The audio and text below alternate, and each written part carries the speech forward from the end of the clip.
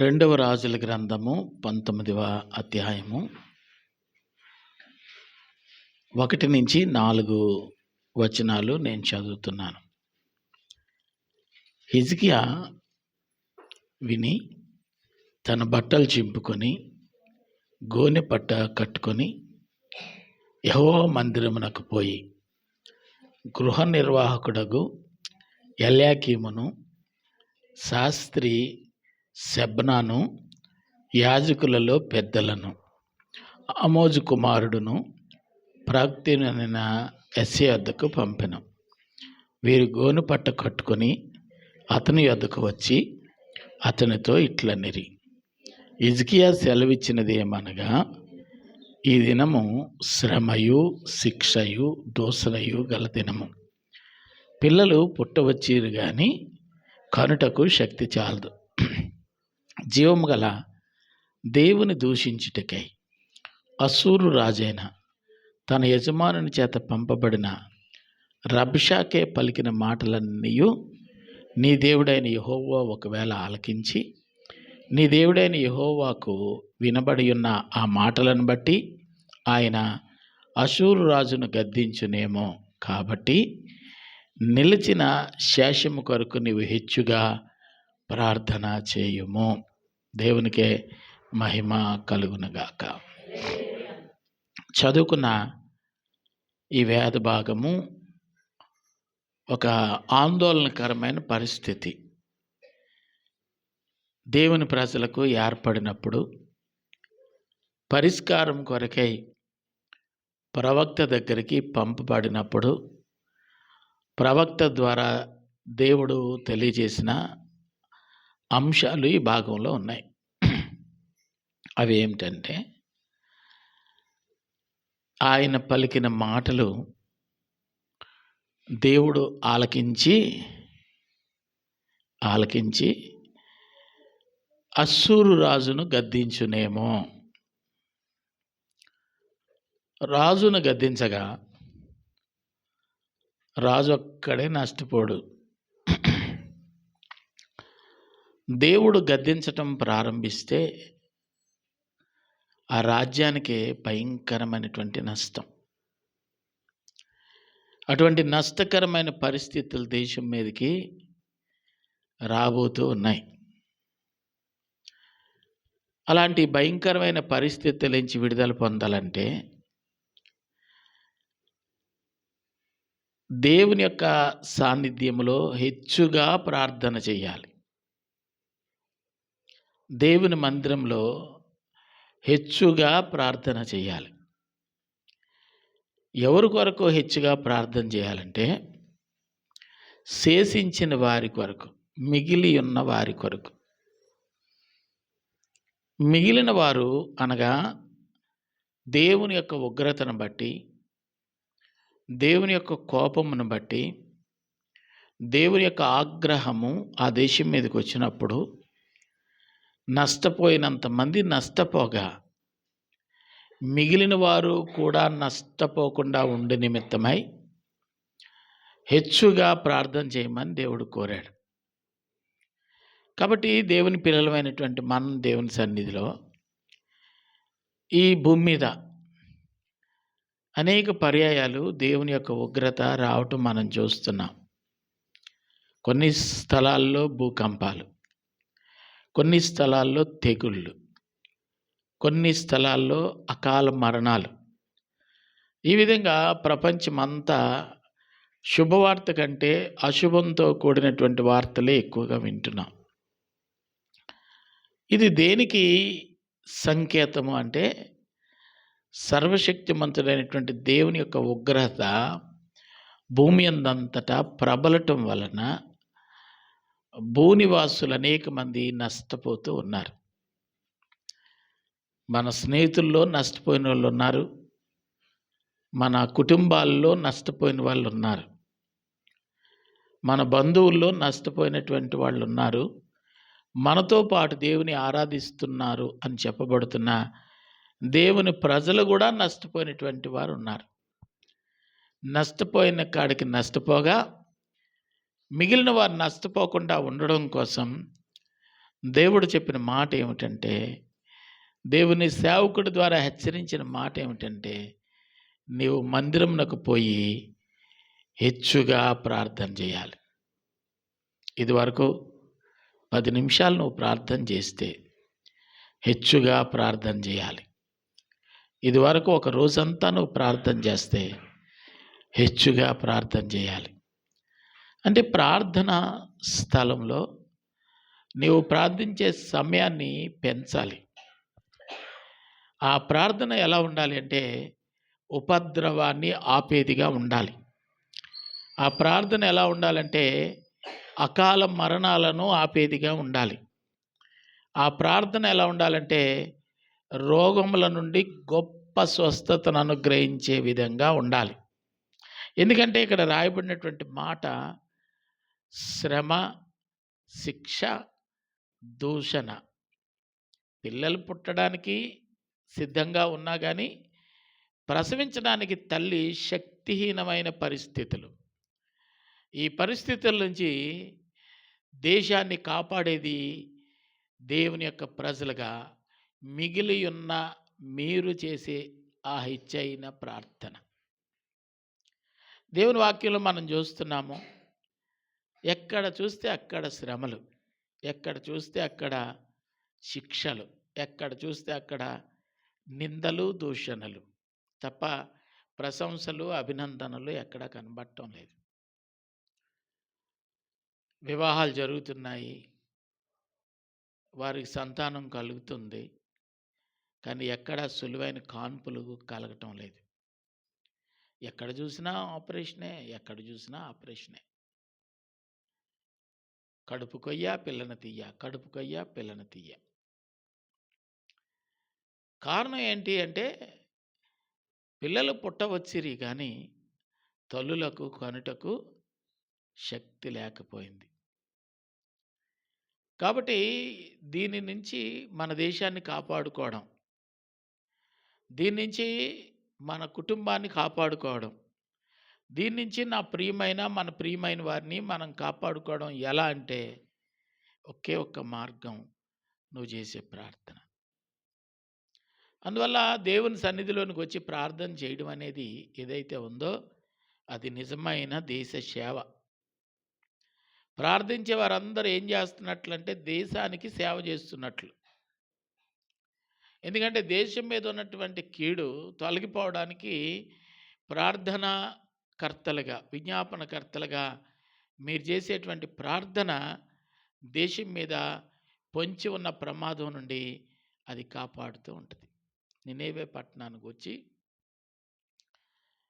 దేవుడు పలికిన మాట, ఆ పట్టణపు ప్రజల యొక్క దోషం భరించలేనంతుంది.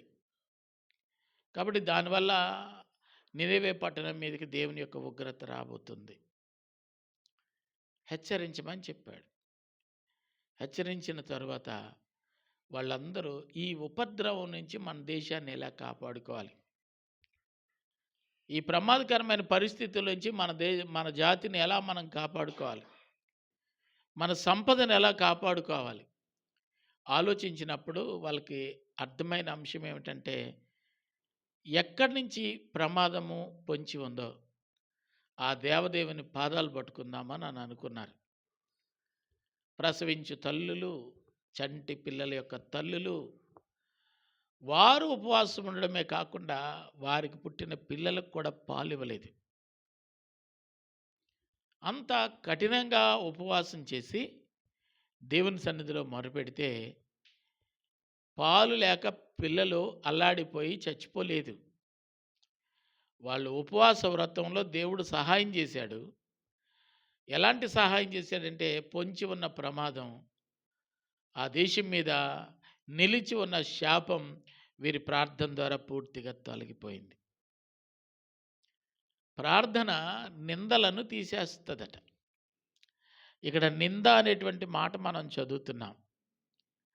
నింద అనేటువంటి పదం ఏ సందర్భాల్లో ఎక్కువగా బైబిల్లో మనం చూస్తాము అంటే సంతానలేమితో బాధపడుతున్నటువంటి వారికి గొడ్రాలు అనేటువంటి నింద ఉన్నట్లుగా మనం చూస్తాం.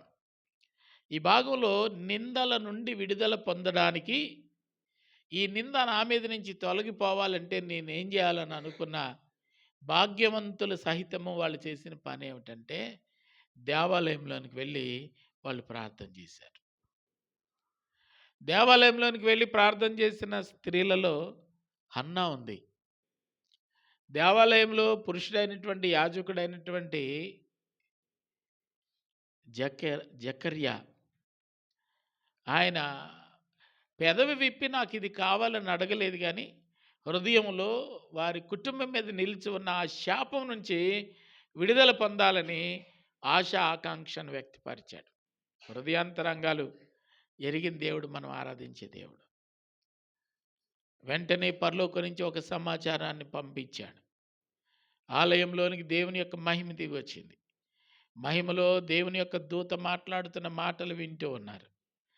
ఆ మాటలు వినగా భయకంపితుడైపోయాడు యాజకుడు. భయపడవద్దని చెప్పారు. నీ భార్య గుడ్రాలని నువ్వు బాధపడుతూ ఉన్నావు, ఆమె ఒక కుమారుని కంటదని ప్రవచన వాక్కు గాబ్రియేలు దూత చెప్పింది. వెంటనే ఎక్కడ లేని ఆనందం ఆయనకి రావలసి ఉండగా అనుమానం వచ్చింది. ఆనందం రావాలా, అనుమానం రావాలా? ఇది ఎలా సాధ్యము? ఇది ఎలా సాధ్యము? దేవుని దూత చెప్పింది, నువ్వు నమ్మలేదు. నమ్మే వరకు నీ నోట మాట రాదు అని చెప్పినప్పుడు మోగవాడిగా ఆ కార్యం జరిగే వరకు ఆయన ఉండవలసి వచ్చింది. మనం ఆరాధించే దేవుడు ఎలాంటి వాడంటే, నిందల నుండి విడిపించేవాడు, కరువు నుంచి తప్పించేవాడు, ఇబ్బందుల నుంచి ఆదుకొని లేవనెత్తే దేవుడు. ఈ ప్రక్రియ జరగాలంటే, ఈ మేలుకరమైన అంశం మన కన్నుల ముందు జరగాలంటే మనం అందరం ఏం చేయాలంటే, దేవుని మందిరంలోనికి వచ్చి ప్రార్థన చేయాలి. ఇల్లు లేదా, వాకిల్ లేదా, ఇంట్లో పెద్ద ఫ్యాన్ లేదా, నేను ఇంట్లో ఉండి ప్రార్థన చేస్తాను కదా అనుకునే వారికి నేను చెప్తున్న మాట, ఇక్కడ బైబిల్లో వ్రాయబడినటువంటి మాట, నీవు దేవుని యొక్క సన్నిధిలోనికి వెళ్ళి ప్రార్థన చేయాలి. అక్కడ నీకు ఏకాగ్రత దొరుకుతుంది. నీ ఇంటి దగ్గర శతకోటి దెయ్యాలు దేవులాడుతూ ఉంటాయి. ఒక దెయ్యమే నీ ప్రార్థన అడ్డుకోనక్కర్లేదు. నీ ఇంటివారు చాలు. అమ్మ పసుపు ఎక్కడ పెట్టావు, మమ్మీ పంచదార ఎక్కడ పెట్టావు, వంటగదిలోకి వెళ్ళి ఎతికితే దొరుకుతుంది, కానీ ఎతకరు. ఆ రోజు చదువుకునేవాడు పెన్నుల ప్యాకెట్ అడిగి బాగా తెలుసు, మమ్మీ పెన్ ఎక్కడుంది అంటే, నీ ఏకాగ్రత నీ ప్రార్థనను భంగపరచడానికి పూర్వం రాక్షసులు దేవతలు వ్రతం చేస్తూ ఉంటే రాక్షసులు వచ్చి పాడు చేసేవారంట. ఇప్పుడు రాక్షసులు పరలోకం నుంచి ఆకాశ మేఘాల నుంచి రావటం లేదు, వాళ్ళే రానక్కర్లేదు. నీ ఇంట్లో ఉన్న పిల్ల రాక్షసులు చాలు నీ ప్రార్థన పాడు చేయడానికి. అందుకే నువ్వు దేవుని సన్నిధిలోనికి వచ్చి ఏకాంతంగా నువ్వు ప్రార్థన చేయాలి. అలా ప్రార్థన చేసినప్పుడు దేవుడు నీ ప్రార్థన ఆలకించి నీ ప్రార్థన ద్వారా ప్రపంచం మీదకి రాబోయే కీడు నుంచి ప్రపంచాన్ని దేవుడు కాపాడుతాడు. నువ్వు అల్పమైన వ్యక్తివే, నీ మాట భూమి మీద ఎవరు వినినా వినకపోయినా పరలోకపు దేవుడు నీ మాట వినడానికి ఆయన ఇష్టపడుతున్నాడు. కాబట్టి దేవుని సన్నిధిలోనికి వచ్చి మనం ఏం చేయాలంటే ప్రార్థన చేయాలి. దేవునికే మహిమ కలుగునుగాక. 20వ అధ్యాయము 5వ వచనం ఒకసారి చదివితే, ఇదే రాజుల గ్రంథము 2వ రాజుల గ్రంథం 20వ అధ్యాయం 5వ వచనం. ఆ ఆ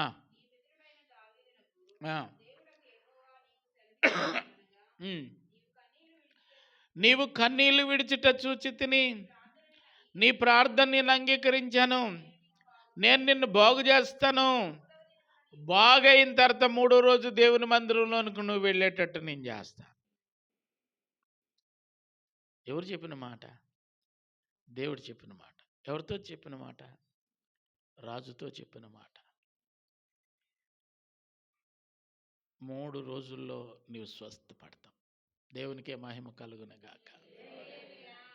ఒక వ్యక్తిని దేవుడు ఇంత త్వరగా స్వస్థపరచటానికి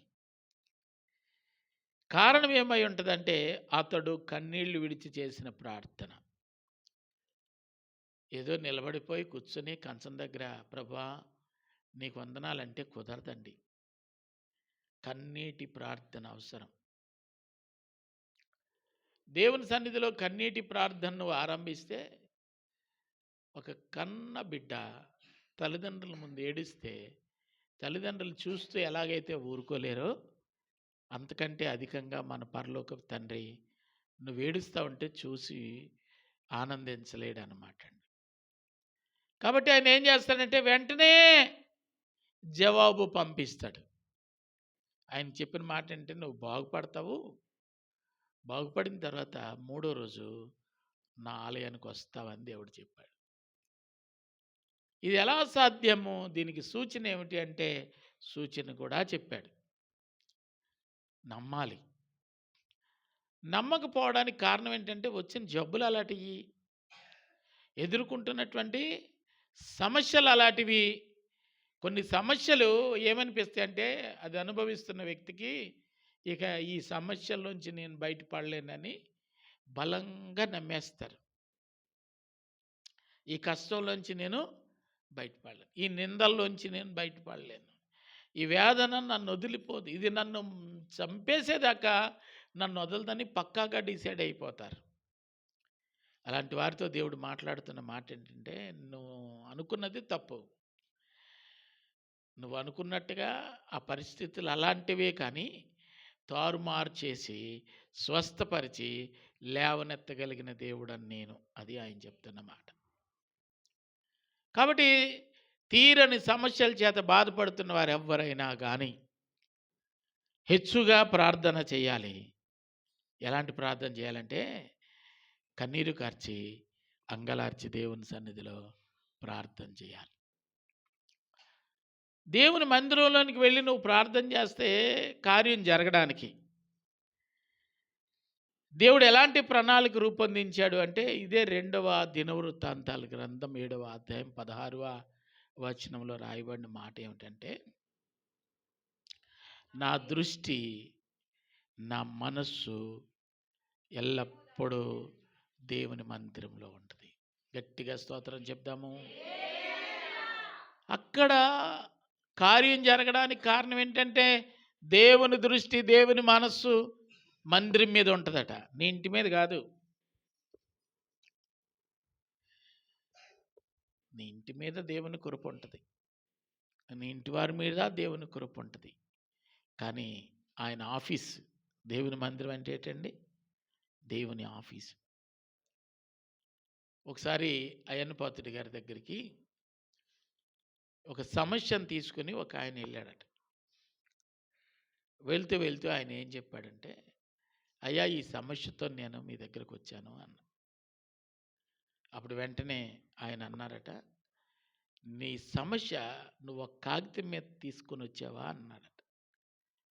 లేదు సార్ చెప్పి వెళ్దామని. చెప్పితే పనులు జరగవు నాయన, నేను నీకు తెలుసు, నువ్వు నాకు తెలుసు, ఈ పని యంత్రాంగం చేయాలి కాబట్టి వాళ్ళకి పేపర్లోనే ఇవ్వాలి మనం, కాబట్టి పేపర్లో రాసుకొని తీసుకురా అని చెప్పారట. మీకు అర్థమవుతుందా? తెలుసు, ఆయన చూస్తున్నాడు, ఆయన వింటున్నాడు అంటే పప్పులు ఉడకో. కొన్ని పేపర్లోని ఉంటేనే కార్యాలయానికి పనికి వస్తుంది. ఉద్యోగం కావాలంటే నువ్వేం చదువుకున్నావు అని అడుగుతారు. నేను ఇంత చదువుకున్నానంటే అయితే ఉద్యోగం ఇచ్చేస్తానని అనరు. దానికి రుజువు కావాలి, నువ్వు చదివావా లేదా, సర్టిఫికేట్స్, ఆ వెరిఫికేషన్స్ అన్నీ కావాలి. కావాలా వద్దా? అలా అవన్నీ చూసి ఇస్తేనే అది నిజమైన ఉద్యోగం అవుతుంది, లేకపోతే కుదరదు. రేపు ఈ అమ్మాయికి పెళ్లి చేస్తారు, ఆ బాప్తిస్వం సర్టిఫికేట్ అడుగుతారు. బాప్తిస్వం తీసుకుందా, క్రీస్తుని అంగీకరించిందా అని అడుగుతారు. ఇవేమి అడగటం లేదంటే అదొక దొంగ పెళ్ళి. అర్థమైందా? ఒక పద్ధతి ఉంటుంది, ప్రతిదానికి ఒక పద్ధతి, ఒక నియమం ఉంటుంది. అర్థమవుతుందండి? అలాగనే దేవుని దగ్గరికి దేవుణ్ణి అడిగేటప్పుడు కూడా నియమం ప్రకారంగానే అడగాలి. మందిరంలోనికి రావాలి. ఎలా రావాలటండి? కన్నీరు కారుస్తూ ప్రార్థన చేస్తూ దేవుణ్ణి అడగాలి. ఎందుకు అక్కడ మందిరంలోనికి రావాలంటే ఆయన దృష్టి అక్కడే ఉంటుందట. ఎక్కడ ఉంటుందండి? ఆయన దృష్టి, ఆయన లేపండి పడుకున్న ఆయన దృష్టి ఎక్కడ ఉంటుందంటే అక్కడే ఉంటుంది. ఎక్కడండి? దేవుని మందిరంలో. నువ్వు ప్రార్థన చేసేవాళ్ళు ఎంతమందో, తమాషాలు చూసేవాళ్ళు ఎంతమందో దేవదూత లెక్క వేస్తుందట. బైబిల్లో కనబడుతున్న మాట ఏమిటంటే, ఎస్కేల్ గ్రంథంలో దేవుని యొక్క దూత సిరాబుడ్డి పట్టుకొని, కుంచి పట్టుకొని దేవాలయంలోనికి వెళ్ళి, దేవాలయంలో అంగలారుస్తూ, ఏడుస్తూ, కన్నీరు కారుస్తూ ప్రార్థన చేస్తున్నటువంటి నుదుటి మీద ముద్ర వేయమని రాస్తుంది. దేవాలయంలోనికి వచ్చిన వాళ్ళందరికీ ముద్ర వేయమని లేదు. ప్రార్థించే వారిని గుర్తించమని రాస్తుంది. ఎందుకంట దేవాలయంలోనికి వచ్చినటువంటి వారందరికీ, ప్రార్థించిన వారందరికీ, విజ్ఞాపన చేసిన వారందరికీ జవాబు ఇవ్వాలి ఆయన. ఊరికినే వచ్చి కనిపించండి చూద్దామని అనే రకం కాదు దేవుడు. నీ ఆర్తధ్వని, నీ హృదయంలోంచి ఉప్పొంగుతున్నటువంటి ఆ ప్రార్థన, నీ హృదయంలో నుంచి ఆ వేదన, ఆ ప్రవాహాన్ని దేవుడు చూసి నీకు జవాబు దయచేస్తాడు. మరొక మాట, 2వ దినవృత్తాంతాలు 30వ అధ్యాయము 1వ వచనం చూస్తే,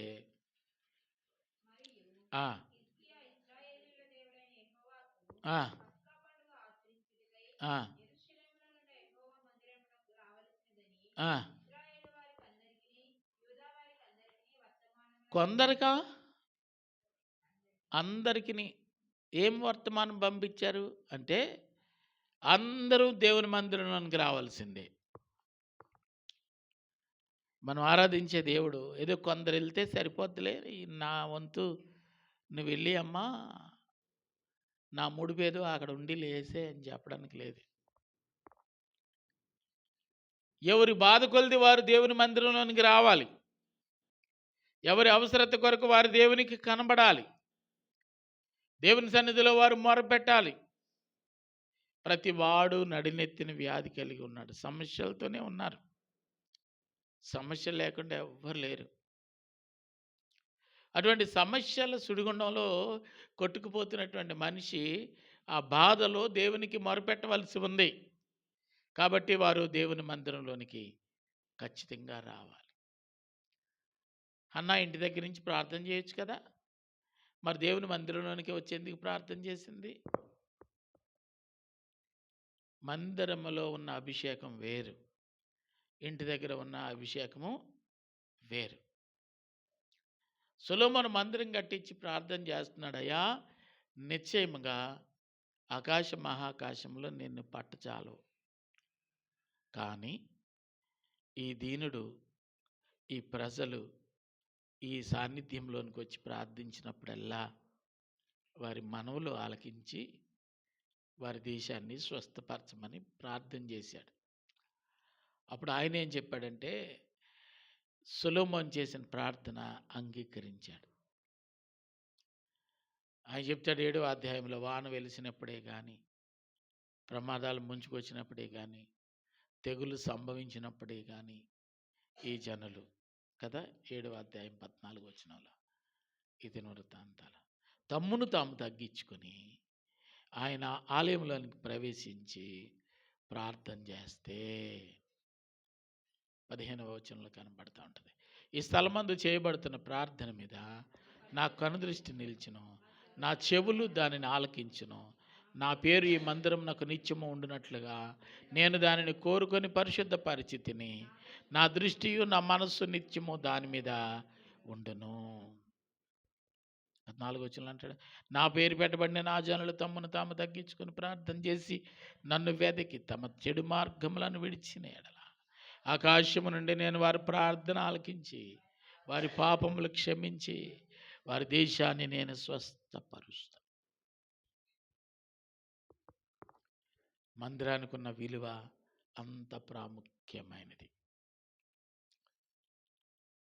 మందిరం అంటే ఏదో 4 గోడలు, నలుగురు వెళ్ళి చప్పట్లు కొట్టి అబ్బా తండ్రి అని ఏదో అనుకుని వచ్చేసే ఒక చిన్న సమాజ కూడిక కొరకు ఒక షెల్టర్ మాత్రమే కాదు, దైవాభిషేకం కలిగినటువంటి ఒక ప్రత్యేకమైన స్థలం అది. మంచం వేసి పెద్దయ్య గారు పడుకున్నారు. ఆ పక్కనే సమర్పించబడిన సమయలు పడుకున్నాడు. ఎన్నాళ్ళ నుంచో ఆ మందిరంలో దేవుడు మాట్లాడదామని ఆశ. మాట వినేవాడు ఎవడు కనబడలేదు. సమయలు అర్పించబడిన తరువాత దేవుడు సమయలు ఆ పసి హృదయంతో మాట్లాడడానికి నిర్ణయించుకున్నాడు. సమయలు అని ముమ్మారు పిలిచాడు. పెద్దయ్య గారు పిలుస్తున్నారేమో నన్ను అనుకొని ఈ సమయలు ఏలీ దగ్గరికి పోయాడు. ఏలీకి విషయం ఏమీ అర్థం అవ్వలేదు. చివరికి అర్థమైంది, దేవుడు ఈ బాలుడితో మాట్లాడుతున్నాడు. చాలా కాలమైంది దేవుని యొక్క స్వరాన్ని నేను విని. నాతో దేవుడు మాట్లాడడం మానేశాడు. దేవుడు మరలా మాట్లాడడం ప్రారంభిస్తున్నాడు. ఈ బాలుడితో మాట్లాడుతున్నాడు. అర్థమైన తర్వాత అతను చెప్పిన మాట ఏంటంటే, ఈసారి మరలా ఆ శబ్దం నీకు వినపడితే చిత్తము నా ఏలినవాడ నీ దాసుడు ఆలకించుచున్నాడని చెప్పాడు.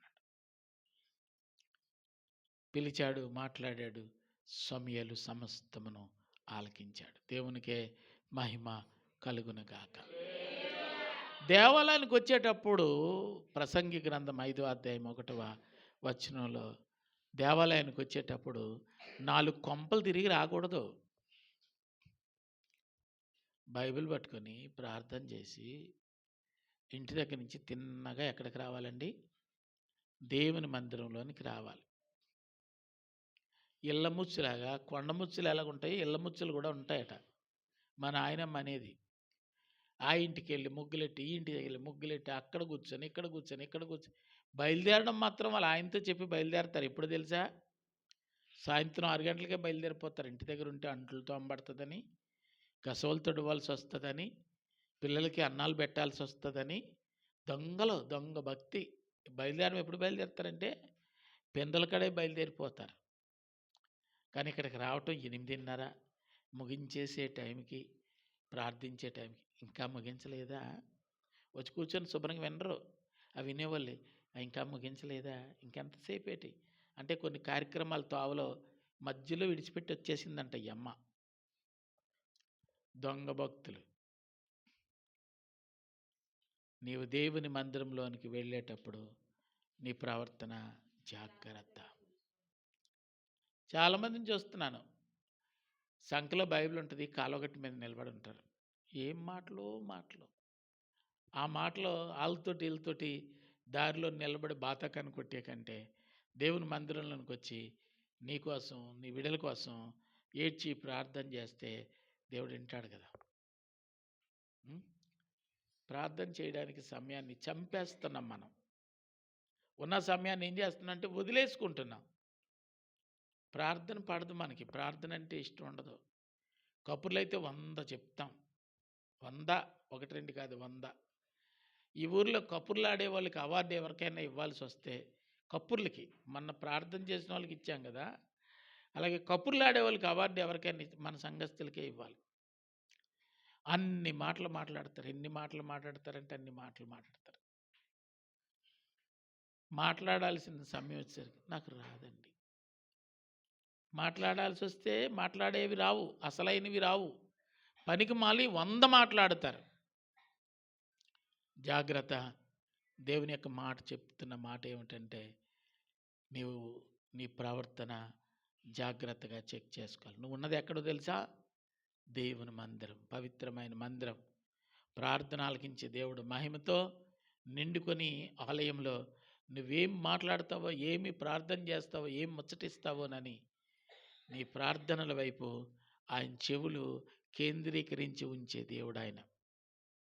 పేతురు రాసిన పత్రికలో కనబడుతుంది కదా. ఏమని రాస్తుందండి? 2వ పత్రిక 3వ అధ్యాయం 12వ వచనమా?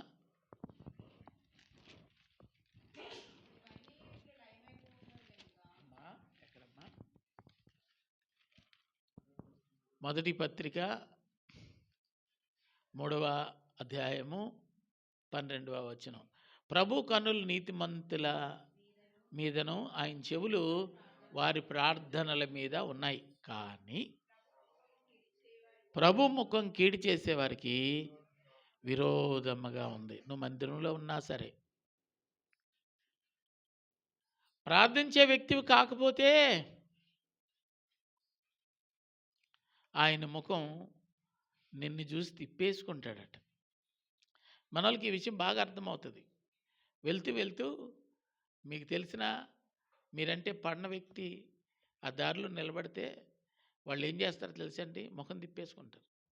మీకు తిప్పుకోవాలని ఉంటుంది, కానీ మరి తావ కనపడద్దు. మీ నడిచి వచ్చేటప్పుడు వాళ్ళు చూసి ముఖం ముందు తిప్పాలని మనసులో మీరే అనుకుంటారు. అనవసరంగా ఈ దరిద్ర కొట్టి దారిలో ఉంది, దీన్ని దాటి ఎలగెళ్ళాలని అనుకుంటే వాళ్ళు ఎంత మంచోళ్ళో వాళ్ళే ముఖం తిప్పేసుకొని నీ వైపు చూడకుండా వెళ్ళిపోనిస్తారు నిన్ను. అర్థమైందా? కానీ నువ్వే తిన్నగా పోవు, మనసంతా దారంతా ఆవిడ గురించే మాట్లాడుతుంటా. అర్థమైందా? అట్టి వారికి దేవుడు విరోధి అయిపోతాడు. దేవునికి మహిమ కలుగును గాక. జాగ్రత్త, జాగ్రత్త, జాగ్రత్త. దేవుని సన్నిధిలో చాలా జాగ్రత్తగా ఉండాలి. యాకోబు పత్రిక 5వ అధ్యాయం 16వ వచనంలో కూడా ఓ మాట కనబడుతుంది. యాకోబు పత్రిక పాపములు దేవుని మందిరంలోనికి వచ్చి ఏం చేయాలటండి? ఒకరిని గూర్చి ఒకరు వారి వారి పాపములను చెప్పుకొనిడి అని ఉందా? అమ్మ మాట, నేను చెప్పిన మాట నేను అంటారా? దేవుని మందిరంలోనికి వచ్చి ఒకరి మీద ఒకరు చెప్పుకొనిడి అని ఉందా? ఏమని ఒప్పుకోవాలి? ఏమని ఒప్పుకోవాలట? 5వ అధ్యాయము 16వ వచనంలో రాయబడిన మాట,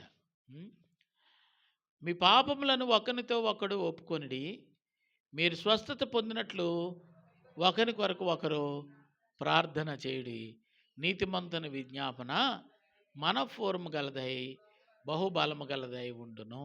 దేవునికి మహిమ కలుగునగాక. దేవుని సన్నిధిలో ఒకరి కొరకు ఒకరు ప్రార్థనలు చేయాలి. నీ సహోదరి దేవుని పోలికగా పుట్టినటువంటి వ్యక్తే కదా. ఎంతసేపు నేను బాగుండాలి, నేను బాగుండాలి, నేను బాగుండాలి కాదు. ఆటోడు మారు మనసు లేనోడు ఆటో మీద వెనకత్తలో ఇలా రాజు నేను చూశాను, అందరూ బాగుండాలి, అందులో నేను ఉండాలి అని. మీరు ఎప్పుడైనా చదివారా? అది మనకి ఇష్టం లేనప్పుడు అవి చదవం మనం. అందరూ బాగోకూడదు, నేనే బాగుండాలి.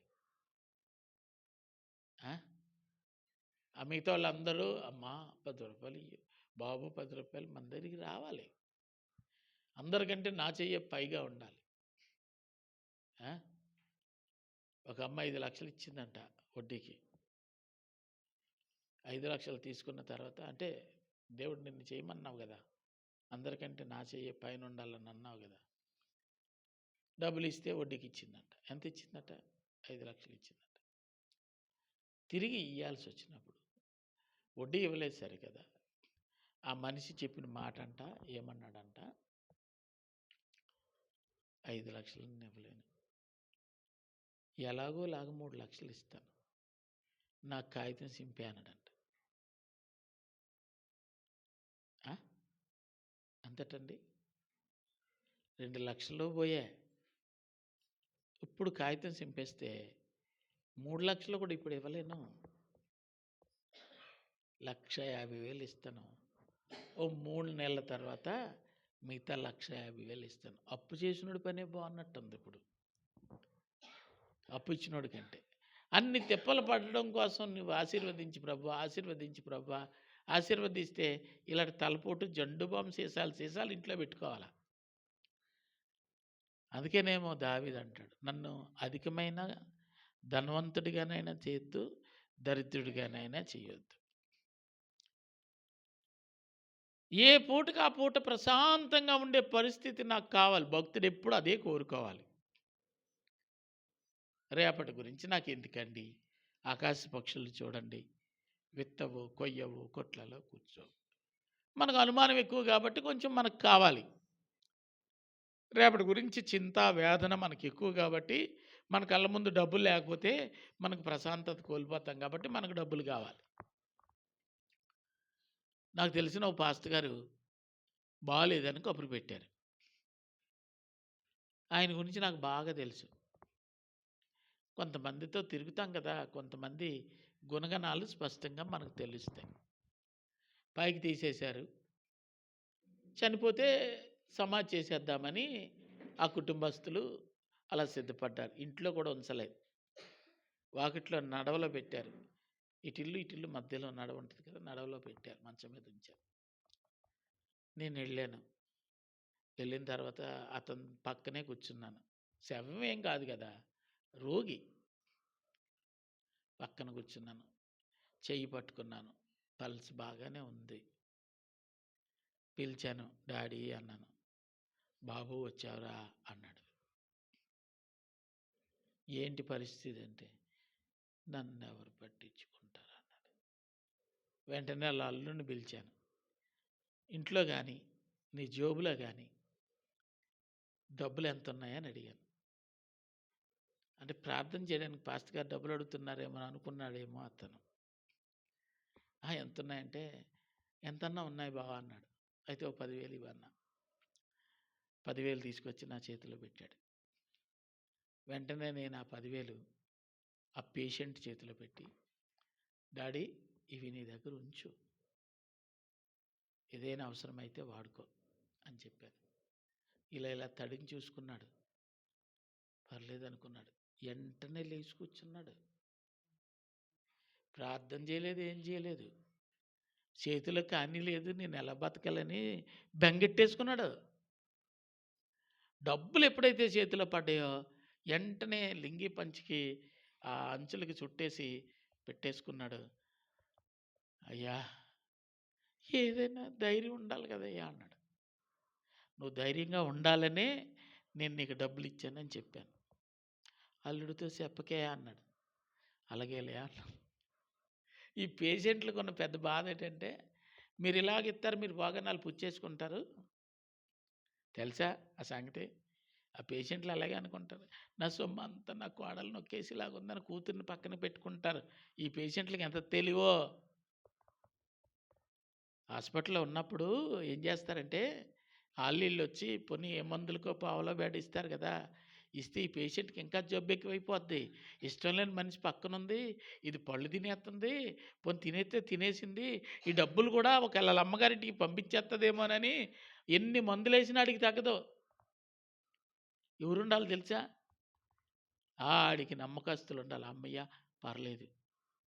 అప్పుడు తలగాడి కింద చెయ్యట్టి ఇలా చెయ్యట్టి, మొన్న రాజుల మాయ వచ్చాడు, ఏ డబ్బులు ఇచ్చాడు, అమ్మ ఇక్కడ పెట్టాను, చూడు చూడు చూడు కూతురికి ఇస్తే అప్పుడు కూర్చొని కూతురుతో మాట్లాడుతూ ఉంటాడు అన్నమాట పేషెంట్.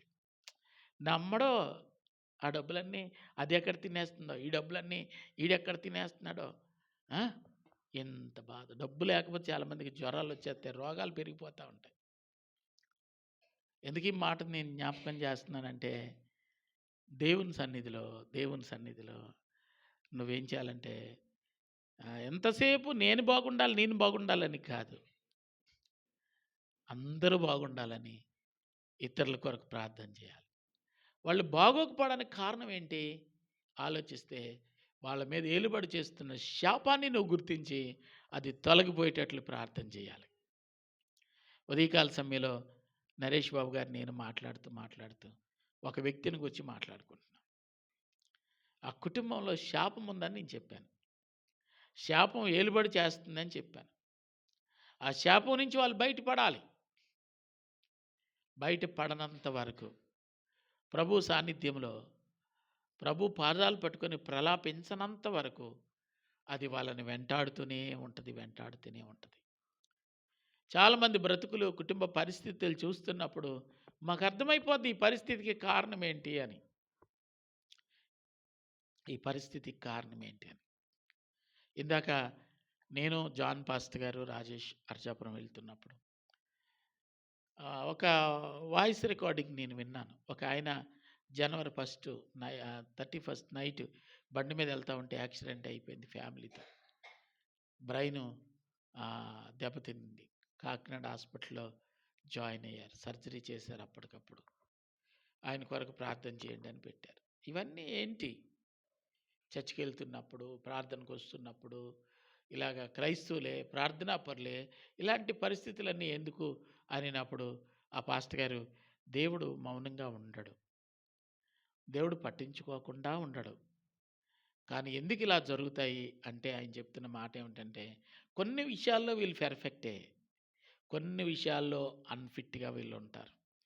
అందువల్ల దేవుడు వాటి అవిధేయతను బట్టి వాళ్ళకి ఏం న్యాయం చేయలేడండి అంటున్నాడు. మీకు అర్థమవుతుందా?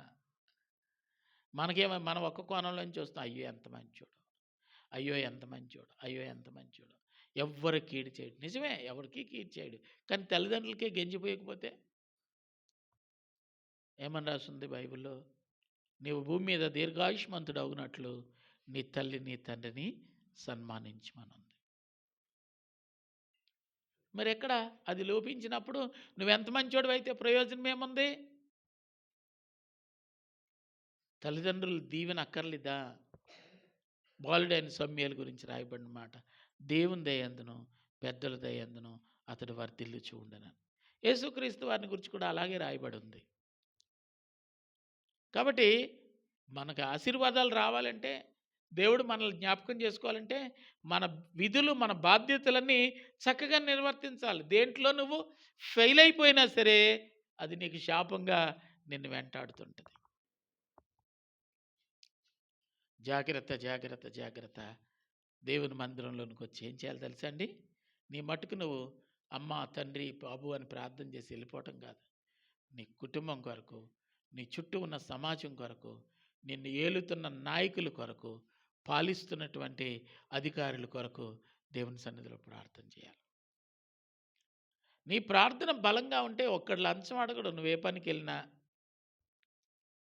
అర్థమవుతుందండి? మనం ప్రార్థన చెయ్యం, లంచాలైనా ఇస్తాం. అడ్డదారిలో అందలు మెక్కేయాలని ప్రయత్నం చేసే ప్రయత్నాలే ఎక్కువ. ప్రార్థన చాలా ప్రాముఖ్యమైనది ఏమండి. చివరిగా నేను ఒక మాట 50వ కీర్తన 15వ వచనంలో రాయబడిన మాట, మొరపెట్టు మొరపెట్టు మొరపెట్టు అని ఉంటుంది. 50వ కీర్తన 15 ఏముందమ్మా?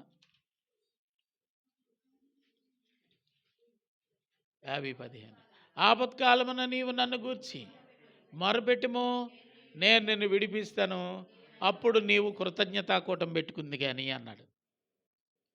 ఉందా? అప్పుడు నీవును నన్ను మహిమపరిచెదవని రాసు. కాబట్టి ప్రార్థన అనేది చాలా ప్రాముఖ్యం. ఇర్మియా గ్రంథం 33:3లో రాయబడిన మాట ఏమిటంటే, ప్రార్థనను గురించి మరొక బలమైనటువంటి మాట ఆ భాగంలో కనబడతా ఉంటుంది. ఏముందట? నాకు నువ్వు మొరపెట్టు, నీకు జవాబు. రెడీగా ఉన్నాడు దేవుడు. దేవుడు ఎలా ఉన్నాడండి? నువ్వు మొరపెడితే చాలు జవాబు ఇవ్వడానికి రెడీగా ఉన్నాడు. కానీ మనం ఎందుకు మొరపెట్టలేకపోతున్నాం? మనం ఎందుకు ప్రతిఫలం పొందలేకపోతున్నాం? మనం ఎందుకు మన సహోదరుల కొరకు, సహోదరుల కొరకు విజ్ఞాపన చేయలేకపోతున్నాము? ఎందుకు మనం కన్నీటి బొట్లు దేవుని సన్నిధిలో రాల్చలేకపోతున్నాము? ఎందుకు ఒకరి పాపంలో ఒకరు ఒప్పుకొని దేవుని సన్నిధిలో పశ్చాత్తాపడలేకపోతున్నాము? ఎందుకు దేవుని మందిరంలోనికి మనం రాలేకపోతున్నాము? బైబిల్లో రాయడు, ఒక్క దినము గడుపుట 1000 దినాల ఆశీర్వాదం. నీవు ఆశీర్వాదం నువ్వు పొందకూడదు, దేవుని దగ్గర నుంచి ప్రతిఫలం పొందకూడదు, దేవుడు నీ ప్రార్థన ఆలకించకూడదు, దేవుని మందిరంలోనికి నువ్వు రాకూడదు. ఇలా ఆశీర్వాదానికి బదులు శాపం పొందడానికి నువ్వేం చేయాలో అవన్నీ అపవాది నీ చేత చేయిస్తాడు. వాడి మాటలు చెప్పినట్టుగా మనం వినడానికి అలవాటు పడిపోయాం.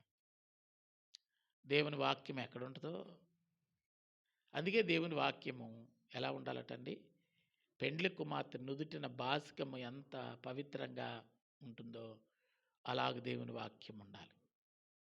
దేవుని వాక్యం హృదయంలో ఉండాలి. ఉన్నప్పుడు అది నిన్ను తొలగిపోనీయకుండా, దారి తప్పిపోనీయకుండా కాపాడుతూ ఉంటుంది. కాబట్టి వాక్యం ఉండాలి, వాక్యానుసారమైన జీవితము ఉండాలి, దేవుని మందిరము ఉండాలి. దేవుని మందిరంలో నువ్వు ప్రార్థన చేసే ఒక అద్భుతమైన శక్తిగా ఉండాలి. మందిరం అంటే పరలోకపు గవిని. నీ ప్రతి అంశము ఇక్కడి నుంచే దేవుని సన్నిధిలోనికి వెళ్ళాలి. కానీ తాండవ గట్టు మీద నేను ప్రార్థన చేస్తాను ప్రశాంతంగా ఉంటుందంటే కుదరదు. నీ ప్రార్థన ఎక్కడి నుంచి అండి? దేవుని మందిరంలో నుంచే ప్రార్థన చేయాలి. సుందరమైన సౌందర్యమైన ప్రదేశాలు మనకి, అంటే నేను నిన్న వెళ్ళారు కాబట్టి దాని గురించి అంటున్నానని కాదు. దేవుని మందిరములో ఉన్న ప్రత్యేకత వేరు. దేవుని మందిరంలో ఉన్న ప్రత్యేకత వేరు. దానికి మించిన మహిమ ఈ లోకంలో నీకు ఎక్కడ దొరకదు. దొరికే స్థలం ఏదైనా ఉందంటే దేవుని సన్నిధి. కాబట్టి అర్ధరాత్రి అయినా మధ్యరాత్రి అయినా నువ్వు దేవుని సన్నిధిలోనికి వస్తే దేవుడు ఆశీర్వదిస్తాడు. సంతోషమ్మ గారని ఒక తల్లి ఉండేది. బిడ్డల కొరకు ప్రార్థన చేసేది. నా బిడ్డలు రక్షించరు, బిడ్డలు రక్షించు. తన కుమారుడు ఆర్టీసీ డ్రైవర్. ఆయన పాడేరు డిపోలో చేస్తున్నాడు. బస్సు ఘాటీలో వెళ్తుంది. బోరున వర్షం, కొండ చర్యలు విరిగి బస్సు మీద పడిపోతాయి అన్నమాట అండి. ప్రమాదకరమైన పరిస్థితి. ఆ ప్రమాదకరమైన పరిస్థితుల్లో అనుకున్నంత ఆపద సంభవించింది. కానీ ఆపదలో తనకేమీ కాకుండా దేవుడు కాపాడాడు. కారణం ఏంటి తెలుసా? తల్లి చేసిన ప్రార్థన. బస్సు లోయలోకి పోయింది. చాలామందికి గాయాలైనాయి. అతను సంపూర్ణమైనటువంటి ఆరోగ్యవంతుడిగా బయటపడ్డాడు. ప్రార్థన ఆపదల నుంచి, అపాయాల నుంచి తప్పిస్తుంది. ఈరోజు రోడ్డు యాక్సిడెంట్లు చాలా ఎక్కువ చూస్తున్నాం. ఇలా ఇంటికి నుంచి బయటికి వెళ్ళాడు, తిరిగి క్షేమంగా వస్తాడు అని ధైర్యాన్ని మనం కలిగి ఉండలేకపోతున్నాం. అటువంటి విపత్కరమైన పరిస్థితుల్లో నీ బిడ్డలు నష్టపోకూడదు కదా. నువ్వు ప్రార్థన చేయాలి. క్రైస్తవులు ప్రార్థన యోధులు.